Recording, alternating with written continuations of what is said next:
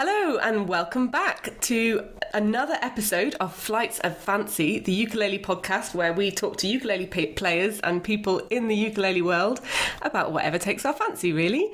So this week we're welcoming Justine, aka Justilele. She's a uke player and a teacher from the UK, from the southeast, and she also runs the southeastern chapter, I don't know if that's the right word, of the Ukulele Projects, which we'll talk to her about in more detail in this podcast. So, welcome, Justine. Thank you for having me. I've really enjoyed watching your previous podcasts. It's so interesting to learn about fellow flight artists. Yeah, so how are you? How are you today? I am very good. Very good, thank you. The sun is shining. Yay! Oh, that's lucky because in Spain, in Madrid right now, it's raining. So you've got our weather over there. Touch wood, touch wood, touch wood. Touch wood. How typically English of us to start the conversation about talking about the weather, right? At least we didn't talk about biscuits. We haven't talked about biscuits yet, but don't worry, we will. We'll get there. Okay, so, well, let's start with some questions then. So tell us, how did you start playing the ukulele? When did you start and why? I started, like I feel like so many people did, when the pandemic began. So I started around sort of May 2020. And I feel like that was one of the peaks, you know, another peak of ukulele world. Definitely a boom. I had a ukulele in my house. Also, like I think a lot of people, I had one lying around for about 6 years. And wow. Just never been able to play it because one day I decided I want to play the ukulele and I asked for one for Christmas, and my mum she didn't just buy me one, so she bought me one, my dad one, my brother one, my other half one. We all open up ukuleles, my daughter, on Christmas Day. And everyone else was like, thanks. Like, that's nicer than mine. Oh. But yeah, and then we had them for about 6 years. No one really played them. They just sort of lay around the house. And then lockdown happened, and then my work, the work I did, I work in schools, and so obviously that all closed down, and I couldn't quite go online because it's quite physical work that we do with Lego and robots, which we'll talk about later probably. Okay. Because I work with, I left my job in HR and recruitment in the corporate world to go and set up my own business running children's activity clubs with coding, robots and Lego. So we code them, we build them out of Lego, and then they're all connected up, and then they move, which brings coding world to life, and it's great fun. Everybody loves it, even adults. Like I have companies want to do team building days and stuff like that. Fantastic. So when lockdown happened, obviously we have physical kits and it was quite hard to go online, so that closed down for ages while everyone was getting their heads around things. And I did do some online challenges, but it wasn't the same. And then my mum said, I'm going to learn the ukulele, and I was like, I'm going to learn the ukulele. And then I joined a live lesson on Facebook, and you know, when you learn your A minor and your C chord and you're like, hang on a second. Yeah, it's very motivating. Yeah, it's amazing how quickly you can learn stuff and get sort of going on the uke, isn't it? Yeah, and that's how it started. How did it Yeah, same for me. Yeah, it was the same for me. It was actually in lockdown. I'd had a bit of a difficult time. Well, this isn't a podcast about me, so I'll make it quick. I'd had a difficult time at work and I'd left my previous job, and so I was actually unemployed, and that's when I decided to get the uke, because I thought, well, I'll learn an instrument while I've got this extra bit of time. And then the pandemic hit, so finding a job was quite hard. So I started playing. Did you get the ukulele before? Just before, like about 2 weeks, literally. It was very fortuitous. 2 weeks before everything locked down, so I was quite lucky, and I started playing. It's about the same time as you. So March 2020. So almost 2 years. And we've got our 2-year anniversary coming up, I guess. I'd forgotten about. Sorry. We should do a collab. I mean, I bet everyone's going to be... so many people are going to be having a 2-year anniversary. We should do a big... Uke-versary. Yes, exactly. We should have a big collab, like pandemic players. It felt like a bit of a cliche when I was like, the ukulele. I know. It's a happy cliche. Exactly, and look where we are now, and look what it's done for our lives, and how completely obsessed we are. It's like it's changed my life. And No space in my house anymore. I know. It's I'm a different person. So much more confidence, I think, and sort of, I don't know. Did your mum ever learn? Did she continue? She's slightly annoyed. No, she didn't quite take it to the level I have. She's still on the first few chords. Sorry. Aww. But will she be watching this? She's gonna probably. Come on, Mum. She will get there. You will catch up. But the thing is, I found, I don't know if you've found this, but when I started showing like friends about playing the ukulele, everyone was like, "How do you find the time? How are you finding the time?" I just don't have enough time, and I feel like that is just, you find the time if you want. You find the time. I mean, look, who doesn't find the time to watch Netflix every once in a while?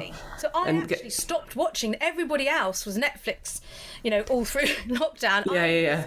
I was obsessively playing the ukulele instead of Netflix. Yes, I didn't watch the Tiger King or whatever the hell that was all about. Did you? A bit of it. Did you? I didn't watch it. I was too busy playing the ukulele. I was uking like crazy for hours on end. And oh God. So as a mum, people are like, I don't have time. I'm a mum. I've got children. I'll be like, ooh, bath time. I'll do it. I'll do it. And then I took my ukulele and would just play while I should be in the bath. Oh. Bedtime. I'll do bedtime and then just like play her a lullaby. Play you to sleep. There's so many opportunities, isn't there? There's always time for something like that. If you want to do it, if you want to make the time, there's always the time, isn't there? And especially if you're passionate about it and you get so much from it. It just clicked, I think. Yeah. And that's what I've said to other people. If you want to play, try now.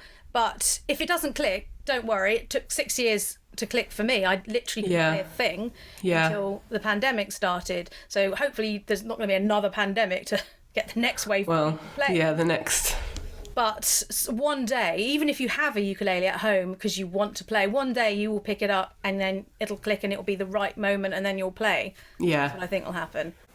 Tell us about the Lego thing, because let's come back to that, because we were talking about that before.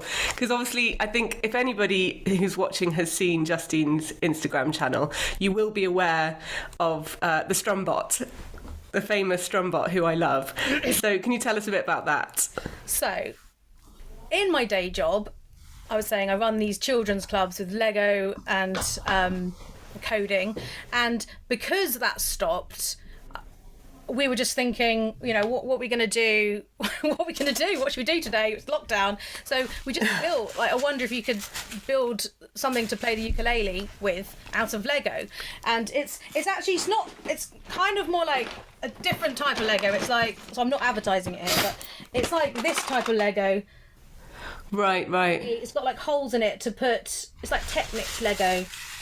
It's really quite mechanical stuff, and it has all these tiny little axles and all these, as well as the normal Lego bricks. It's just like anyway, so you can connect it up together, and then it's got this like flappy thing which really helps strum it, and you can make it longer or shorter. And then this other kit that I have, it has like a sensor button you can press. Right, I've seen it. Yeah. Colour sensors.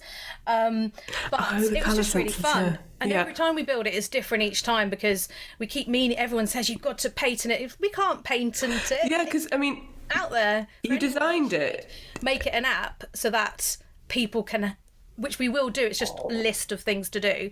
So everyone can have that Lego and just build it at home. And have the pattern and make it. And so you wrote all the code for it and everything. Well, again, that's different every time, but it's quite simple code. You literally just have to code it to say when you, depends how you want it. If I press this button, start, or I show this colour bricks go this fast, this colour brick go that fast. Right. And then you can change the length of the strummer bit. Do you happen to have it there to show us?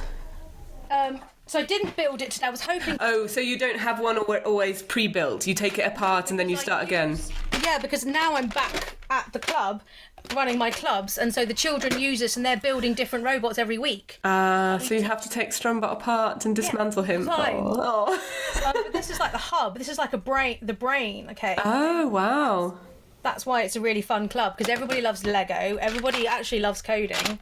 It's interesting. Children love it. And then this is like a piece, if you can see. Oh, is that the bit that strums? Yeah. Which just comes in with this kit. So Anyway, just incorporated music and Lego one day.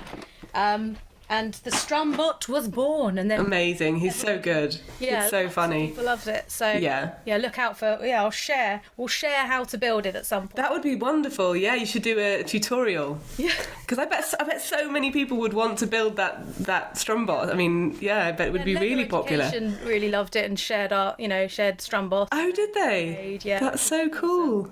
Oh, very I good. even brought it in to show the children because I'd have to bring in all the ukuleles, we're so busy building robots, otherwise I'd be like, Yeah. hey, welcome to my club, and I'm just Yeah, let's build the strum bot. Whether you're interested in ukuleles or not. so I have to be careful about that. Yeah. Oh, that's it's so cool. I mean, such an interesting thing And there's to other do. things we do. I've got like DanceBot, which is coded to another Lego robot that the children do in the club, and we've coded that to dance when we make a noise. Oh, cool. So sound activated, Yeah. which is fun as well. So let's go back to talking about your ukulele playing and who's your favourite ukulele player? Ooh. And who are your influences on the ukulele? Favourite ukulele player is Taimani.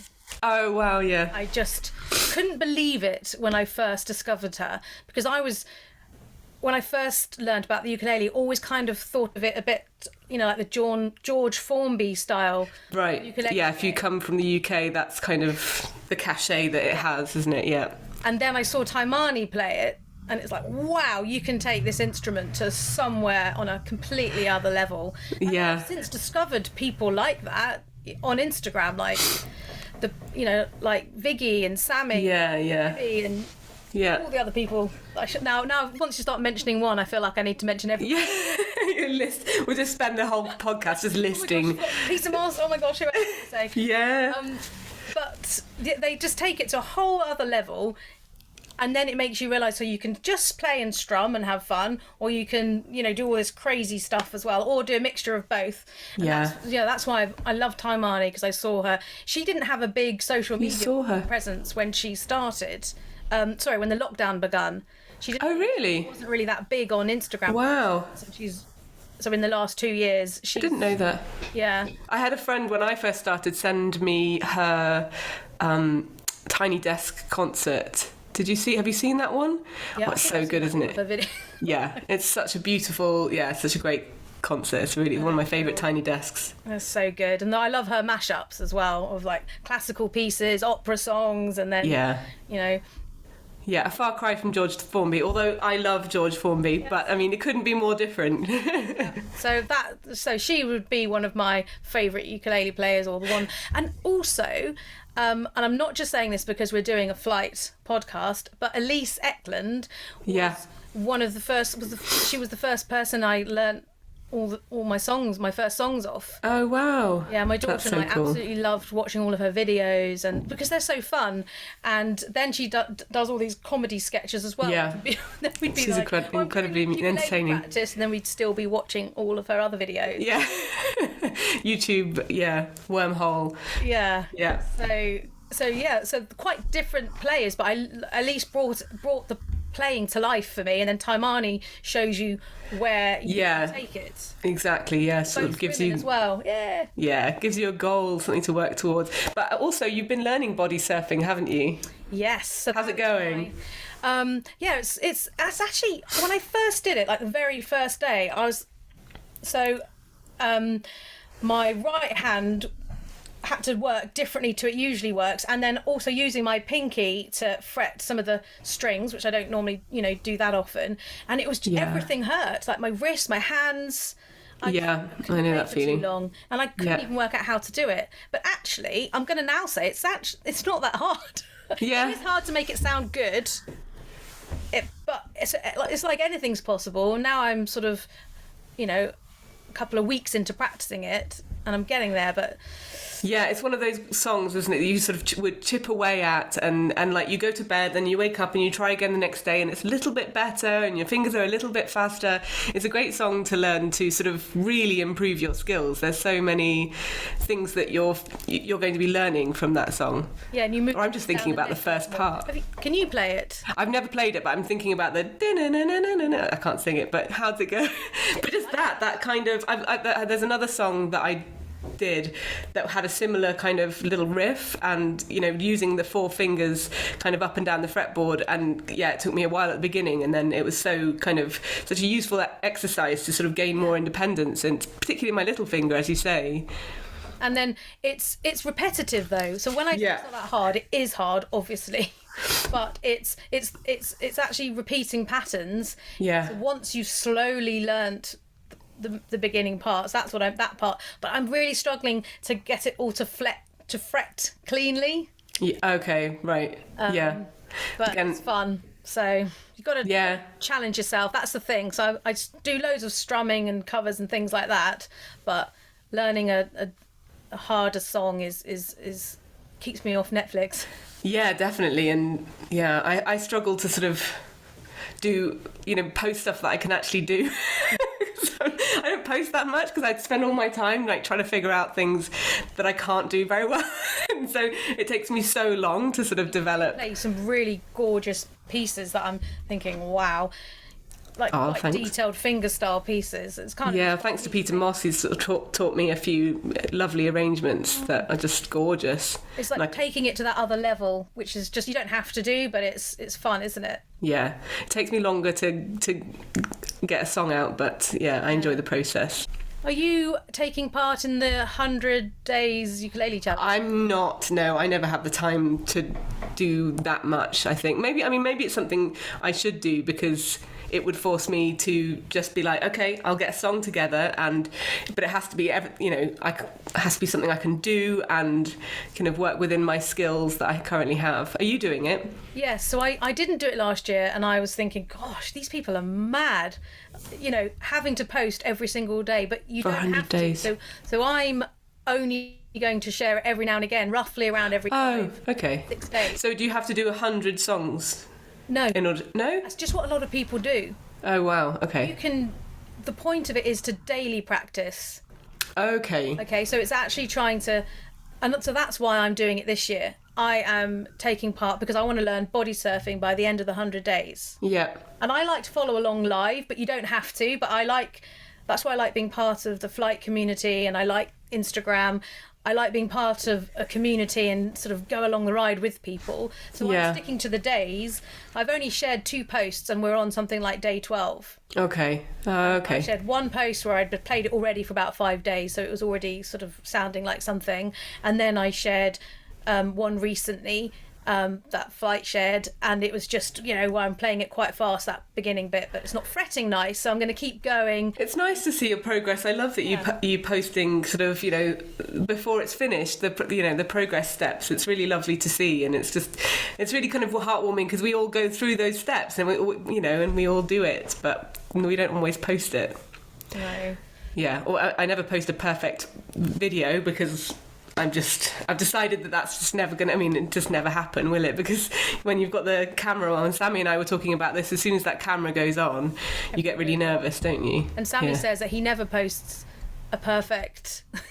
No, he says that mistake. Not that you'd ever tell. No, exactly. What I've learned is, I'm getting better at is when you go wrong, just carrying on. Yeah, and that's a skill in itself, isn't it? Because if you're playing live or playing, in front of people, you can't stop and say, oh, sorry, let me just start again, really. It's a skill in itself to just sort of correct and carry on and pretend. People don't tend not to notice. They don't really. It's you that notice. Yeah. And it is hard to do. Sometimes you are so bad, you do just need to stop and start the whole thing again. But but yeah, it's trying to get better at doing that. Just sharing your post, or I try and say I want to try and have no more than 5 goes, and then just post it. Yeah, I think that's just post it straight away and don't listen back to it. Yeah, that's a good idea, to set yourself, how many takes am I going to allow myself? So if it's maybe a bit more of a difficult piece, you might allow yourself a few more takes. If it's easier, then okay, I'm going to get 2 takes, and that's max. But yeah, just deciding beforehand rather than just kind of going on and on and on. It's sort of endless and you never get a perfect take. You could just be there all day. Yeah, your whole phone is filled up with all of these, and then you can't even be bothered to then go back and say, so which one was the good one? Yeah, I know. Adding to it, I'll do the next one better. Then there's something different that goes wrong. Yeah. Every time you try and redo it. So I'm much better now, just at not caring so much about making it perfect. Yeah, I think that's important. I think it's a good skill to learn. So, since we're talking about perfection and playing live and things, do you think you could play a little song for us now? Would that be all right? Here's something I prepared earlier. Oh! So, yes, I've got a little song. What are you going to play for us? It is called I Am Woman. Oh. And it doesn't really sort of encourage, like, really beautiful singing, because it's more about the feels and the lyrics. And yeah, I really do like it. And it's very simple chords, actually. It's just F, it's turning into a tutorial, just F and then B flat. But actually, I know other people have posted play-alongs with just C and G. So, but I like it in F and B flat. Whew, okay, so shall I give it a little go? Yes, indeed. Let's see if I can follow my own words, my own advice. Okay. Oh, sorry, I'm nervous and my fingers are all just like weren't working properly.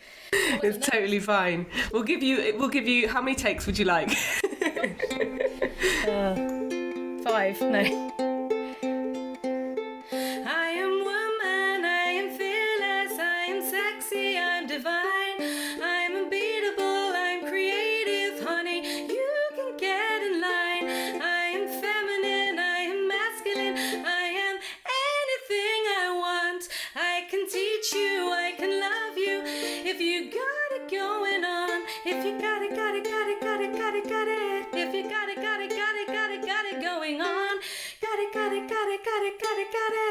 If you got it going on.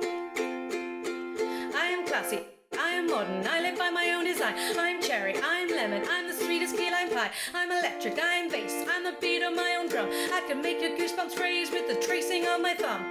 Only love can get inside me. I move in my own timing. Voice of the future, speak to me kindly. I feel what I want and somehow it finds me.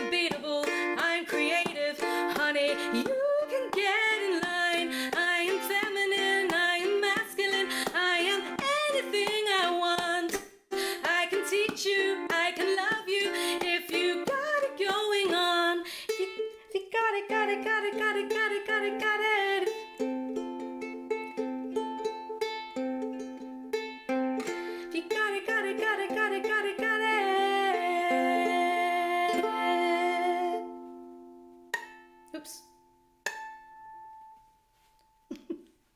Oh my gosh. Did it! Just about. I love how you were like this before you did that.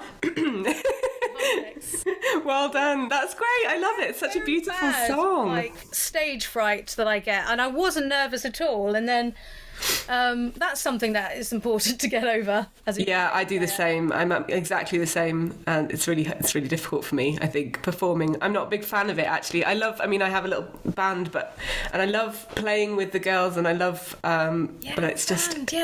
It's really... That must really help, though, surely. Well, we're not playing too much. We haven't played that much live. We need to do it more. We need to get out on the streets and do it as much as possible to sort of get used to it. I think it's getting gradually better, so I suppose it is a skill that you can practice and get better at over time.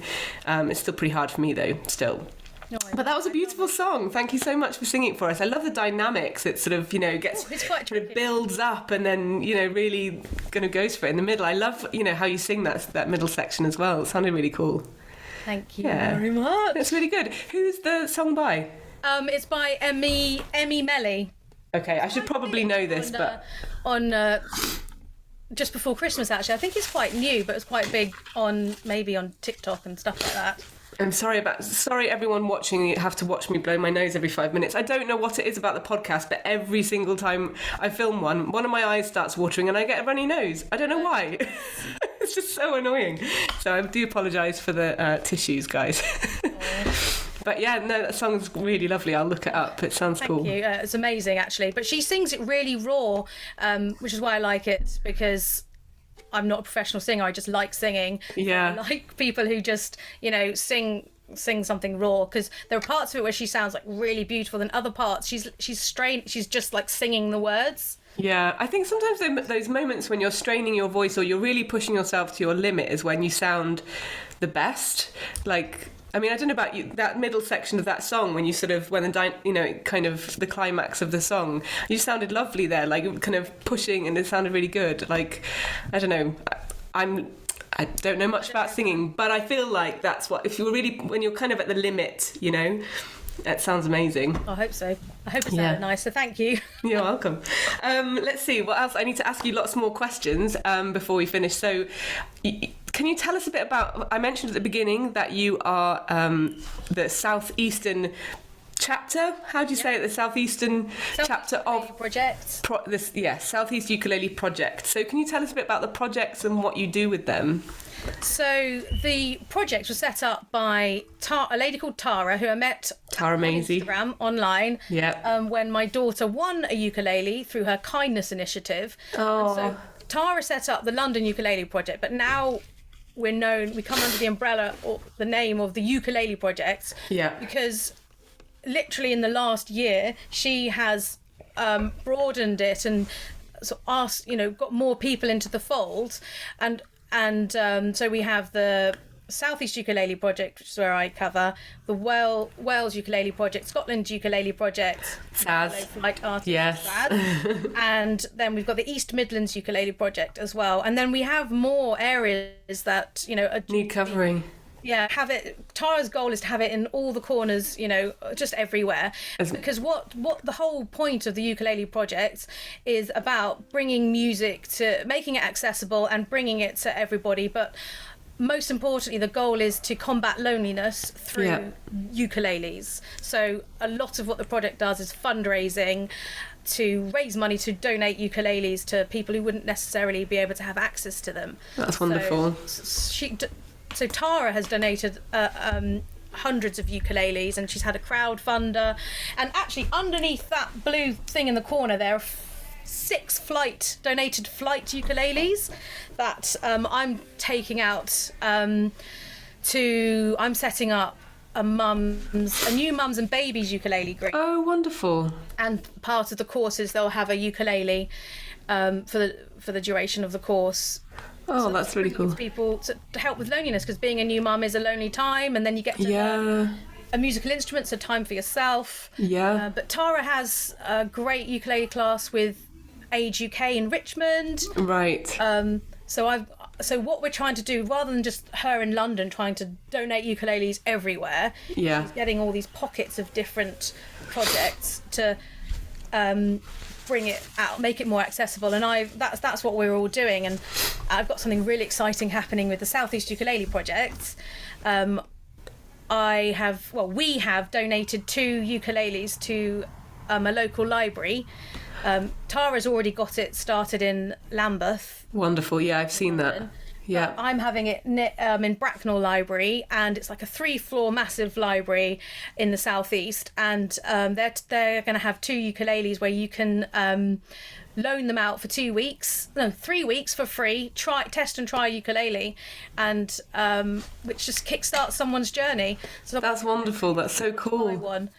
or children who are learning at school. They don't have ukuleles at home. Let's see, do they play it at home? So that's one of the exciting things I've got. And a big launch is happening on the 9th of April. We're going to have a big community gathering and play the ukulele together. And I love that idea of having ukuleles in libraries. It's wonderful, because I think often people want to try one, don't they? But maybe going into a music shop is a bit intimidating, all the people who work there, and you don't want to pick up a ukulele and not know anything. I mean, I remember when I bought my first one, I was really embarrassed, and I knew nothing, and I'd looked up a couple of chords and I was trying to do it, and just the girl in the shop was sort of there sort of helping me, but I was really embarrassed.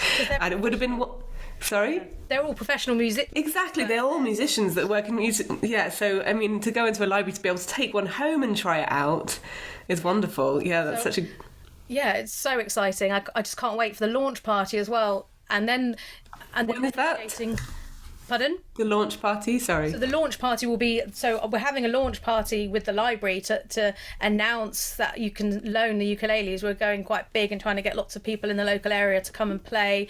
Oh, and great. do a demo, and which would be great, because I don't actually know anyone around. Tara's the only person that I've met faced in real life. Oh, wow. Ukulele. So do you know if there's a uke group in your area, or? I have found one, because I put a shout out for people to come along and play with me, because we're going to do a play along. Brilliant. And as you see, I get a bit nervous, so I really do want to have lots of people around so we can all show them what you can do with the ukulele.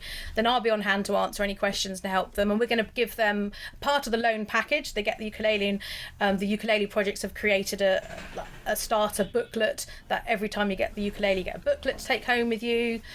And that's just the start, that's the start of one tiny area of what the projects are trying to do. Yeah. It's great. And then I've started also teaching adults with learning difficulties. Right, I was going to ask you about that as well, because I saw that you'd posted about teaching, or you made a video for us recently about restringing a ukulele to left-handed, and you were talking about how you had a left-handed student. So I was going to ask you about your teaching. How's that been going? Just begun. I teaching the adults, these adults with learning difficulties, where I suddenly came across somebody that was left-handed, and I hadn't thought about that. Yeah. I think when you first start teaching anything, you can't even plan for things like that. Now I know I'll ask who's left-handed, and here are it's good to have solutions for that. I saw someone the other day, I think it's Samantha Muir on Facebook, was saying how perhaps we shouldn't even talk about, we talk about people's left-hand technique and people's right-hand technique, and it's kind of, we shouldn't talk about that. We should talk about the picking hand technique, or the fretting hand technique, rather than talking about, because we're completely excluding like a massive percentage of people who are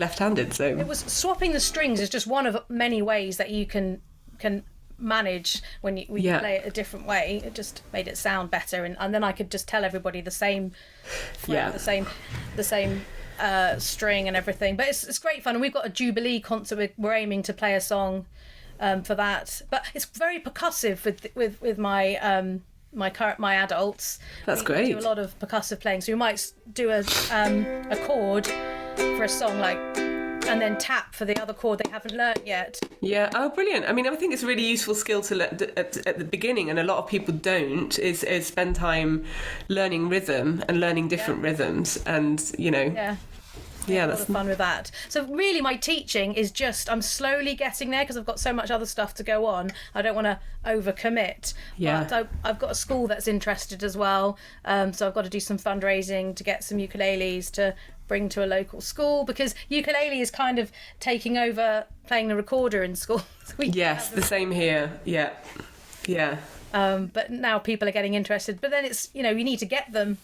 So we raise money for that. So Tara's donated. You can buy actually school sets, and Flight work with the projects as well, don't they? And support us, which is great. Yeah, I'll link below to all of the Ukulele Projects website. So if you're watching this and you're interested in helping out, or getting involved, or donating some money, or whatever it is, you'll be able to do that down below. Yeah, however a group. And they've done a new practice journal, actually. Really cool. Oh, I love that. I do actually. I have the tote bag, but it's in my mum's house in Glasgow. I have to get it when I go home.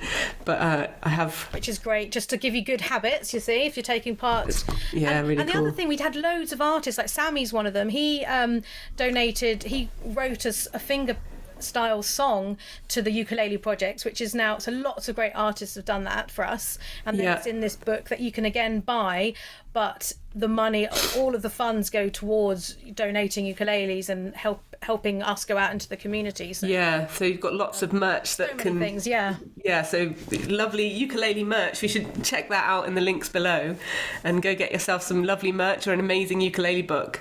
I'm looking forward to getting mine. Have you got another song you could play us out with? Ooh, I didn't prepare another song. I can tell you what. I can show you where I'm getting up to with body. Yes, do. Yes, please do. Yeah. Okay. So it's going to go wrong because I actually haven't done my daily practice today. Well, this is it then. Oh yeah. Hang on. Sorry.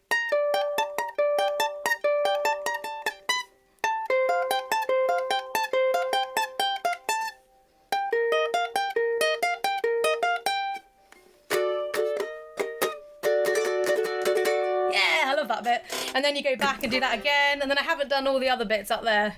That sounds great. I love that little bit there. It sounds very Spanish, doesn't it? Where does the song actually come from? Oh, don't test me on that. Who's the first person to? I'm assuming Hawaii. I'm assuming Jake. Probably, yeah. We should probably know this, but if you know, tell us in the comments. Who wrote Body Surfing? Where did it come from? Was it Taimane who did it first? I don't think it was it? Did it first? Okay. And then Taimane covered it, but it became famous by Honoka. Okay. Oh yeah. And Zeke. Yeah, that beautiful video of the two of them on the beach. Yeah. They just were jamming, and she's done that's how I'm learning that beginning bit from her. Oh, she did a tutorial? Yeah. Oh, brilliant. Oh, we'll have to link that below as well for anyone who's interested in learning body surfing. Well, you know what? I completely forgot the lightning round, which is never ever a lightning round because we always end it. But let's try and make it a lightning round. Yep. So I say that every time. Right, tell us first your favourite ukulele. My Leia, from the Princess series. Princess Leia, okay, very good. Favourite uke player? You mentioned her before, I think. Taimane. One word to describe the ukulele. Joyous. Oh, that's nice. Favourite song to play on the ukulele? I Am Woman. Oh, very good, okay. I'm currently learning. Yes. One thing you wish you could do better on the ukulele? Play body surfing better. Next song I'm learning. All right. Favourite biscuit? Chocolate hobnob. Oh, mate, yes, you're on my team. Finally a chocolate hobnob person. Healthy because it's got oats and. Yeah, exactly. You feel a bit healthy, right? It's like a flapjack. If you're watching and you're not from the UK, if you ever go, make sure get a chocolate hobnob, a packet of chocolate hobnobs, and I challenge you not to eat the entire packet in one go. What about favourite British tea? So I heard you talking about this with Tammy, and so you know the correct answer. Yorkshire tea. I was just hoping that I'd get two in one. So Yorkshire Gold and free, but actually fair enough. I'm a coffee drinker, so. Oh really? Me too, but only in the morning. Well, let's stop. We'll stop there. Thank you so much, Justine, for coming on and talking to us. And if anyone's interested, like I said, about getting involved or in touch with the Ukulele Projects, you can contact Justine. I'll link to your Instagram below, as well as Tara and all the other folks that are working with the Ukulele Projects, and I'll link it all below. Thank you so much, Justine, for coming on. Much. It's been so fun. Keep playing ukulele, and we'll see you all soon. Bye.